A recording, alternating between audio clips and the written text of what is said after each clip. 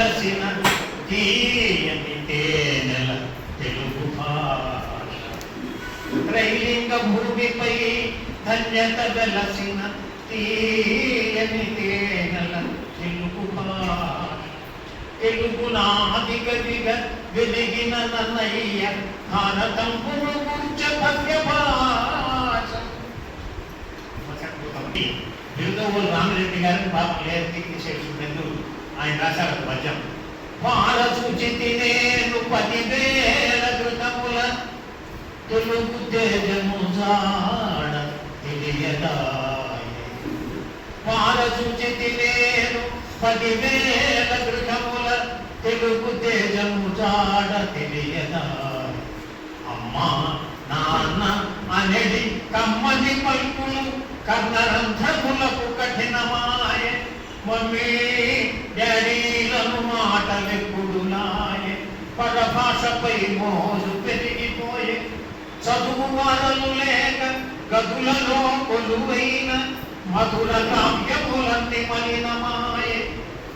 దిక్కు దశ లేక వ్యథ చెంది తెలుగు భాష.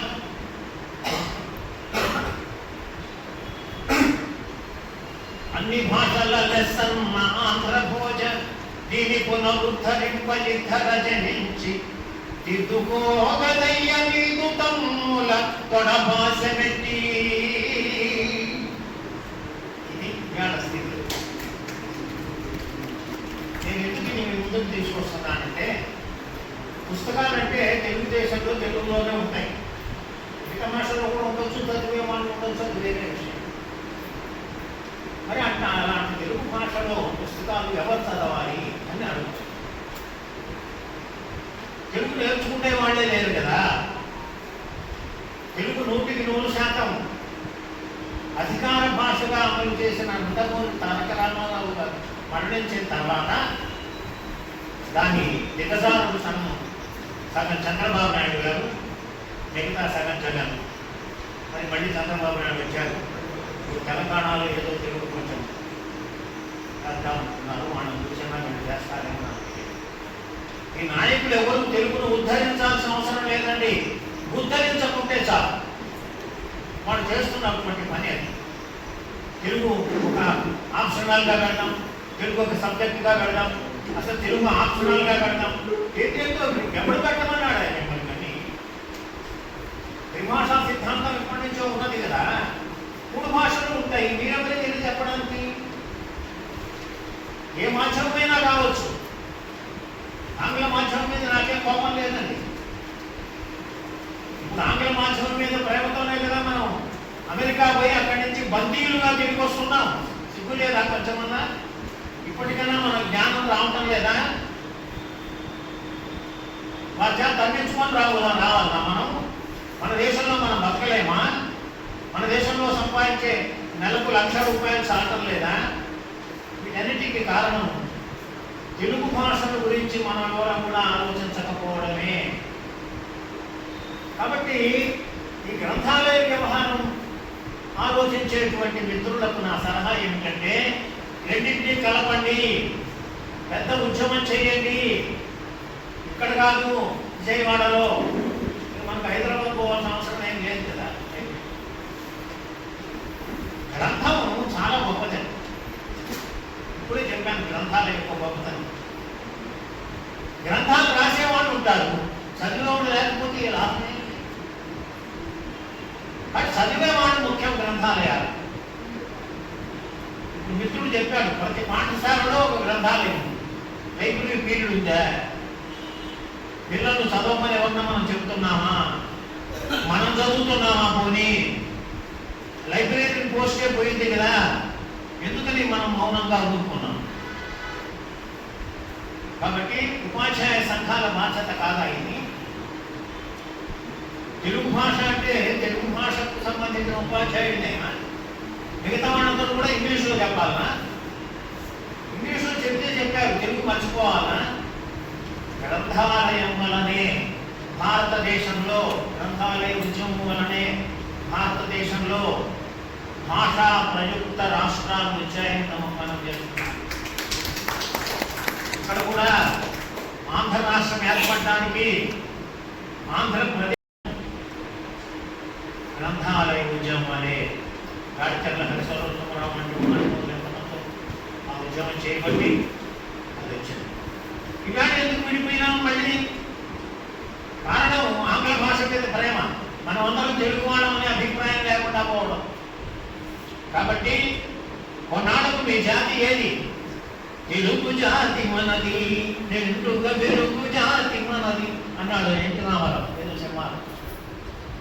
కాబట్టి మన జాతి ఏమిటి? ఈ భాష ఏమిటి?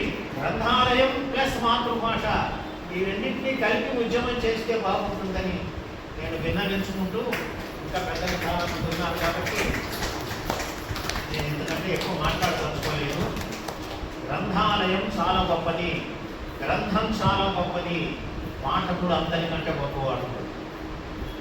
కాబట్టి తెలుగు భాషలోనే గ్రంథాలు ఉండాలి. మిగతా భాషలో ఉంటే అవసరమైన వాళ్ళు చదువుకుంటారు, వేరే విషయం.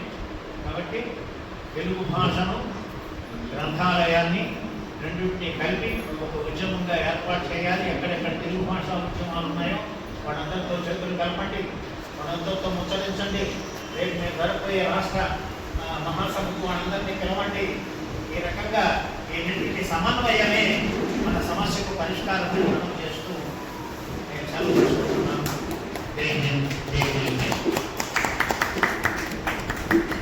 చాలా ధన్యవాదాలు సార్.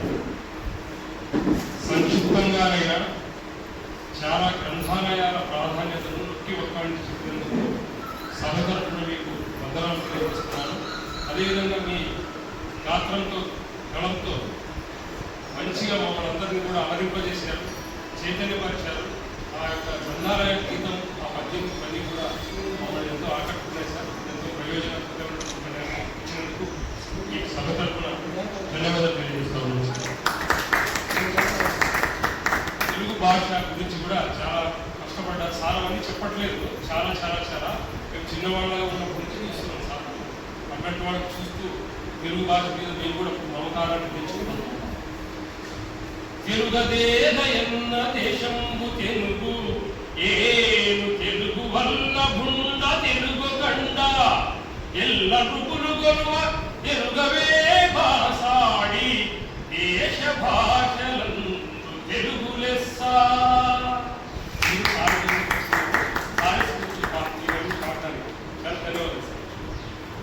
ఇప్పుడు ఈ కార్యక్రమం షెడ్యూల్ ఏమంటే మనకు గ్రంథాలయాలకు వాటి ప్రాముఖ్యత, ప్రభుత్వం ద్వారా మనం సాధించుకోవాల్సినటువంటి విషయాలు, ఇవన్నీ కూడా రాష్ట్ర నాయకులు వచ్చారు, వాళ్ళకి చెప్తారు. అదేవిధంగా మనకు జిల్లాకు ఒక కమిటీ, పూర్తి స్థాయి కమిటీ మనం ఎన్నుకోలేకపోతే కూడా కన్వీనర్, కో కన్వీనర్, మెంబర్స్ ఆ కార్యక్రమం ఉంటుంది ప్రధానంగా. ఈరోజు ఆ 2 ప్రోగ్రామ్స్ నుండి మెసేజ్ చేశాను. కనుక ఆ ప్రోగ్రాం వరకు మనం నూతన కమిటీ అందరూ చర్చించుకున్న తర్వాత ఏముంటుంది, బాగుంటుంది, గౌరవంగా ఉంది, వాళ్ళు పిలిస్తే నాకు వస్తారు అన్నప్పుడు ఈ జాగ్రత్తగా చేద్దాము. అది విషయం.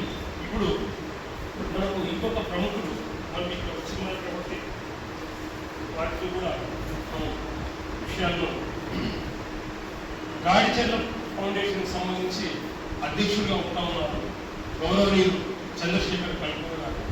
వారు కూడా నాకు ఫోన్లో మాట్లాడినప్పుడు ప్రోత్సాహకమైనటువంటి మాటలు అన్నమాట. చాలా పెద్దవాళ్ళు కాబట్టి వాళ్ళ ఆశీర్వాదాలు, అదే సార్ మీ ఆశీర్వాదాలు అన్నారు, చాలా సంతోషము. వారిని మనకు కర్నూలులో నడిచే గ్రంథాలయం అంటారు. సాహితీ ప్రచారకులుగా ఒక నడిచే గ్రంథాలయంగా పేరుంది. నేను హరికృష్ణ సార్ని అడిగాను, సార్ ఏంటంటే ఇంకా విషయాలు చాలా ఉన్నాయి, మేము చాలా సంతోషిస్తాము వారు చేసే కాన్ఫరెన్స్లో. ఇంకా అదేవిధంగా సాహిత్యాన్ని, కళలను పోషిస్తున్నారు. తను చేయదలేని కోరడు, మరి వాళ్ళు పోషకులుగా ఉంటున్నట్టు ఆ పేరు కూడా సార్ ఉంది. మనకు జిల్లాలో చూస్తే సార్ పేరు గుంజుకుంటా ఉంటాడు. అదేవిధంగా సాహితీ సదస్సు పేరుతో నిరంతరం కార్యక్రమాలు చేస్తున్నారు. మనం పోటీ పడలేము సార్తో. మరి ఆ వయసుకు చూడండి, సాహిత్యం అన్నా, భాష అన్నా ఎంత మమకారం ఉంటే అవి చేస్తారు. ఎంతమందిని పైకి తీసుకొస్తున్నారు. ఇంతకు నూతనంగా వచ్చేటువంటి వాళ్ళకు, ఇంకా అప్పుడప్పుడే రాసుకునేటువంటి వాళ్ళకు ప్రోత్సహిస్తూ సాహిత్యంలో తీసుకురావడానికి తమ సాహిత్య సదస్సుల ద్వారా కృషి చేస్తున్నారు. వారికి ఈ సందర్భంగా అభ్యుదయ రక్షకుల సంఘం పక్షాన ధన్యవాదాలు